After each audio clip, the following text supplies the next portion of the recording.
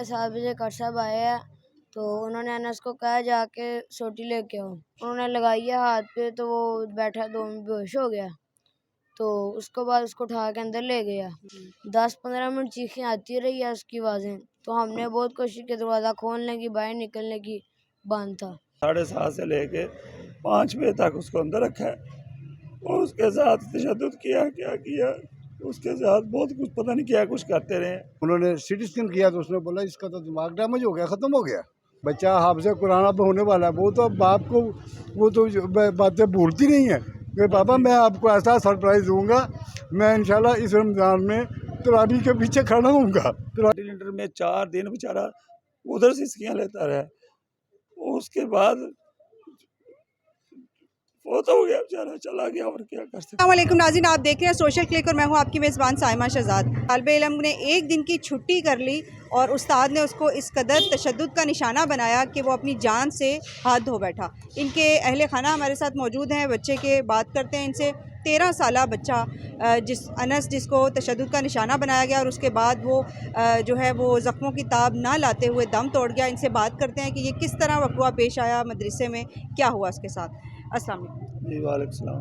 22 पारे कर चुका था, बस आगे कुरान ख़त्म करने की तैयारी में कर रहा था, लेकिन जो है ना वो एक दिन की छुट्टी की, अगले दिन गया है, कारी साहब ने उस पर तशद्दुद किया, ऐसे छड़ियों से मारा उसको, वो बेचारा गिर गया तो उसको जो है ना वो ले गए हैं उठा के अंदर वो कमरे में जाके पता नहीं क्या करते रहे उसके साथ। 7:30 से लेके 5 बजे तक उसको अंदर रखा है और उसके साथ तशद्दुद किया, क्या किया उसके साथ बहुत कुछ, पता नहीं क्या कुछ करते रहे। तो उसको जो है ना वो उन्होंने मार दिया बात।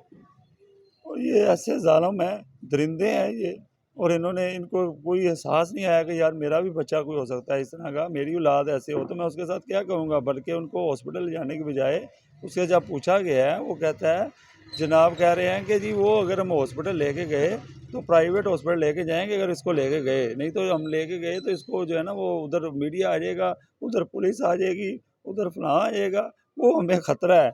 और अपना वो ख़तरा बचाने के लिए मेरे बच्चे की जान ले ली उन्होंने। आपको पता कब चला कि अनस के ऊपर इस तरह जुल्म हुआ है? ये मैडम मैं बाहर दुबई में था, तो मुझे इन्होंने 12:45 बजे मैसेज करके बड़ा रिलैक्स मूड में बताया है कि जी आपके बेटे के साथ थोड़ा सा मसला हुआ था, थोड़ा उसका दिल सा घबरा गया और बस वो लेटा हुआ है, अभी उसकी थोड़ी तबीयत ख़राब हुई है तो अब वो ठीक है। मदरसे वालों ने आपको बताया? जी जी, मैं बस वो अभी ठीक है वो। मैं कहा चलो ठीक है, हल्का फुल्का हुआ होगा, कोई मसला नहीं है, कोई प्रॉब्लम नहीं है। लेकिन उसके बाद वो इस बात को उस वक्त 5 घंटे गुजर चुके थे। इस 5 बात घंटे को बाद आपको बता 5 रही हैं? घंटे बाद मुझे बताया जा रहा है कि मेरे बच्चे, आपके बच्चे के साथ ये मामला हो चुका है। और वो ये नहीं बताया कि ये हो चुका है, ये बताया जा रहा है तशद्दुद करने के बाद, जब वो तकरीबन वो डेड था वो। क्योंकि जब हमने इसको शाम को असर के टाइम जब लेके कब जा रहे हैं, असर के टाइम, और असर के टाइम जब वो लेके गए थे, जब मैंने फिर फ़ोन किया घर में, ये भागे हैं बेचारे सारे, वाइफ गई मेरी सारी, वो लेके इसको हॉस्पिटल में गए हैं। तो उधर गए हैं, उन्होंने बताया इसका तो सर जो है वो तो बिल्कुल तशद्दुद के साथ ये तो डैमेज हो चुका है, ऊपर से ब्लीडिंग हो गई है सारी इसके दिमाग में, और ये तो 2% चांस भी नहीं है इसके बचने के। तो फिर उन्होंने थोड़ा-सा उसको पिंक किया, उसके साथ उसको मशीन के साथ उसका थोड़ा-सा साँस बेहतर हुआ, फिर उसके बाद उन्होंने वेंट पे ले गए। वेंटिलेटर लगाया, वेंटिलेटर में 4 दिन बेचारा उधर से सिसकियाँ लेता रहा। उसके बाद वो तो हो गया, बेचारा चला गया, और क्या कर सकते हैं। जब उसको इसने मारा कत्ल इन्होंने, किया। जब उन्होंने तशद्दुद किया, मारा उसको, उसके बाद उसको डॉक्टर के पास नहीं लेके गए? नहीं, डॉक्टर के पास नहीं लेके गए। उधर एक डॉक्टर बुलाया हुआ था, जो डॉक्टर नहीं था, वो जो मोहल्ले में जो अताई डॉक्टर होते हैं ना बने, उससे ड्रिप लगवाई गई है, जो कि सरासर कानूनन जुर्म है। और इतना बड़ा ब्लंडर किया उन्होंने, उसको बुला के ऊपर से उसकी तबीयत का नहीं पूछ, क्या है किस तरह है, उसको मज़ीद उसको ड्रिप लगा के उसके अंदर पानी इनहेल किया गया, जो उनको फेफड़े और उसके अंदर दिमाग में गया, किधर-किधर गया वो पता नहीं क्या हुआ है उसके साथ। वो ड्रॉप्स भी कुछ दिए हैं उसको कि ये 20-20 मिनट बाद ना इसको ड्रॉप भी देते रहें। ये उन्होंने 5-4 घंटे ये ड्रॉप्स और ड्रिप के चक्कर में डाल के वो जो है एंड पे उसको बेचारे को तकरीबन ऑलमोस्ट डेड कर हमारे वाले किया उन्होंने। सही। ऐसे जालिम ये आपको पता है कि इससे पहले भी कभी उन्होंने अनस पे तशद्दुद किया हो? उससे पहले कभी थोड़ा बहुत इतना स्टिकें वगैरह हल्की फुल्की तो मारते हैं, वो मारते थे, कोई मसला नहीं है। तो वो बच्चा है जो उस वक्त मतलब साथ था और अपने भाई के साथ उसी मदरसे में पढ़ा करता था। अशर ये बताएं कि अनस आपके साथ पढ़ता था, ऊंची आवाज़ में बात करिए, ठीक है? आपके साथ पढ़ता था, उस दिन जब उसके ऊपर तशद्दुद हुआ आप साथ थे? जी मैं साथ था उसके। तो तकरीबन कितने बजे का टाइम था और क्या हुआ था? 7:30 बजे का टाइम था, कर साहब आए थे तब। हम 6 बजे चले गए थे, 7:30 बजे कर साहब आए हैं। तो उन्होंने अनस को कहा जाके सोटी लेके आओ। वो डर गया कि कर साहब पता नहीं कर साहब मारेंगे ज़्यादा, वो खड़ा रहा। तो कर साहब कहते समझ ही नहीं, जाके सोटी लेके आओ गुस्से से। तो गया सोटी लेके आया, उन्होंने कहा हाथ सीधे करो। उन्होंने लगाई है हाथ पे, तो वो बैठा 2 मिनट बेहोश हो गया। तो उसके बाद उसको उठा के अंदर ले गया। और भी बच्चे थे उस वक्त? हाँ जी, और सारे सबके सामने मारा? सबके सामने मारा। आप भी थे? हाँ जी, उसके बाद अंदर ले गया, मुझे फिर भी क्या मारा। हुआ? उसके बाद अंदर ले गया, उसके तकरीबन आधे पौने घंटे बाद चीखों की आवाज़ें आई हैं। पहले वो पता नहीं उन्होंने क्या किया, 10-15 मिनट चीखें आती रही है उसकी आवाज़ें। तो हमने बहुत कोशिश की दरवाज़ा खोलने की, बाहर निकलने की, बंद था। अंदर कौन कौन था मतलब कारी साहब के अलावा? अंदर 2 करसब थे बस और अनस था। ठीक, 2 लोग थे और अनस को मार रहे थे। 2 लोग थे अंदर, करसब थे। छड़ी से मारा था? वो ना हमें नहीं पता अंदर अब क्या नहीं, जब चला। आपके सामने मारा था तो छड़ी से? हाँ जी, छड़ी से मारा। फिर अंदर ले गए, हाँ जी, आपको भी मारा था? हाँ जी। फिर उसके बाद क्या वजह क्या हुई थी? मतलब छुट्टी की थी अनस ने, हमने आपने भी की थी? हमने छुट्टी की थी बारिश की। बारिश बहुत तेज़ थी, वैसे भी तो क्वार्टर है वहाँ पे, पानी बहुत बहुत ज़्यादा खड़ा हो जाता है। सही। थोड़ी सी बारिश हो तो ग्राउंड फुल हो जाता है। तो इस दिन इतनी ज़्यादा बारिश हुई थी, तो कैसे फिर जाए? आप घर आए, घर में बताया आपने? हाँ जी। उसके बाद उन्होंने पहले धमकाया मुझे, कहते अगर आपने इस तरह घर बताया तो आपका भी हम फिर यही हाल करेंगे। उन्होंने मुझे ये कहा था कि आपने घर जाके कहना है कि वो नात की तैयारी कर रहा है, उसने नात में हिस्सा लिया। यानी कि आपको उन्होंने डराया धमकाया कि घर जाके सच नहीं बोलना? हाँ जी।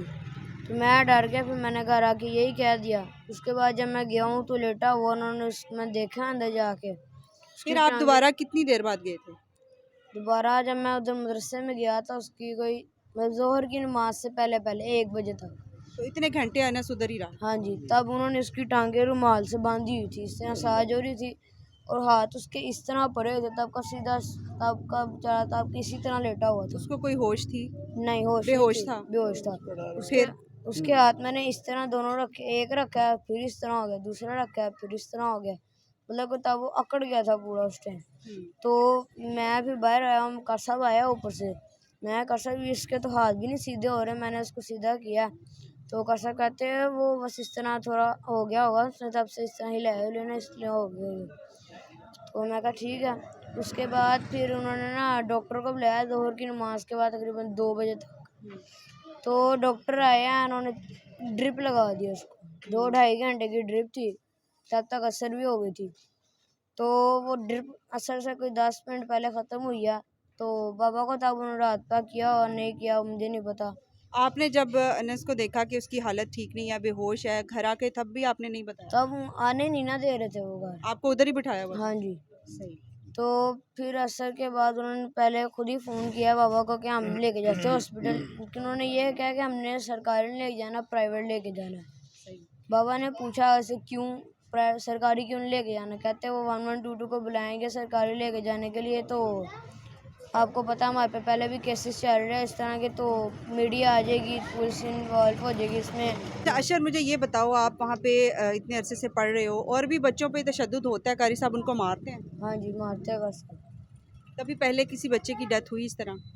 डेथ तो नहीं हुई, पहले उनके स्कूल में एक वाक़या हुआ था इस तरह का। उन्होंने एक बच्चे को उठाया था, ऊपर फेंका था, उठा कर नीचे मार लगे तो बच्चे का ऊपर से पंखा लग गया उसके सामने, तो उसकी हड्डी टूट गई थी यहाँ से। बात करते हैं बच्चे के दादा से। गंगाराम एमरजेंसी में जब लेके गए ना उसको, तो फिर जब नाक से खून शुरू हो गया, सारा दिन तो वो बेहोश रहा।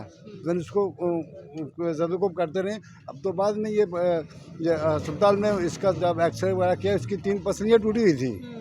तो वो जब उसमें हॉस्पिटल में हमें तो 5:30 बजे उन्होंने कहा कि जी वो बच्चे की हालत ठीक नहीं है।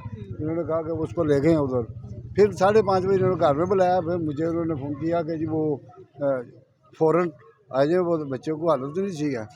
ये अभी मदरसे में था। तो आपने मैं- इतने घंटे पता नहीं किया कि क्यों नहीं आया अनस घर पे? नहीं वो ये तो पता आते ही शाम को है ना, अच्छा मगरिब के बाद छुट्टी होती है, सुबह जाके 6 बजे सिर्फ दोपहर को आते हैं खाना खाने, ये आया है। अच्छा मगर जो इसको उन्होंने ये कहा कि आपने बिल्कुल नहीं बताना कि वो क्या है, उसको इस घर ने बताना कि वो नात की तैयारी कर रहा है, तो इसलिए नहीं आया। इसने बस वो ऐसा धमकाया हुआ था, तो या पता नहीं इसको यकीन हो गया था, इसने आगे ऐसे ही घर में बताया, तो वो रिलैक्स हो गए। कि उन्होंने सिटी स्कैन किया तो उसने बोला इसका तो दिमाग डैमेज हो गया, ख़त्म हो गया। ये कारी शोएब है जो इसका उस्ताद, ऐसे दाढ़ी रखी हुई है, इतना जालिम। ये इनको ये नहीं पता, बातें दीन मज़हब की करते हैं, इनको दीन मज़हब का कहाँ पता। ये हज़रत सल्लल्लाहु अलैहि वसल्लम ने तो बच्चों से, गंदे बच्चे भी होते थे उनको उठा के वो सीने से लगाते थे। बच्चा हाफ़िज़ कुरान अब होने वाला है, वो तो अब बाप को वो तो बातें भूलती नहीं है कि पापा मैं आपको ऐसा सरप्राइज़ दूँगा, मैं इंशाल्लाह इस रमज़ान में तरावी के पीछे खड़ा होऊंगा, तरावी पढ़ाऊँगा। 22 बार बस 8 रह गए थे, हैं जी। तो ये इस किस्म की जब बातें बाप फिर कैसे बर्दाश्त करता है या कैसे हो सकता है। ये इस मदरसे का ये चौथा वाक़या है हमारे पास। ये लोग हैं, एक की टांग तोड़ी है, एक बच्चा है उसके, इसने सामने मसाले पे मारी टांग, उसको पेशाब नहीं आ रहा है वो, यानी ये चौथा वाक़या है इसका। वो भी मफलूज हैं दोनों।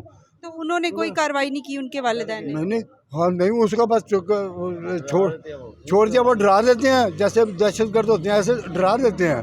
तो बच्चे बस वो लोग बच्चे, हाँ जी हाँ जी हाँ जी, कोई एजेंडा समझ नहीं आती ये क्या है।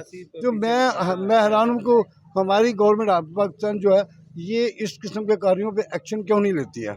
इतना मीडिया आया, इतना मीडिया, मैं कहता हूँ ये मीडिया का अगर क्या फ़ायदा है कि अगर कुछ थोड़ा बहुत भी अगर मीडिया से बेनिफिट ना मिले।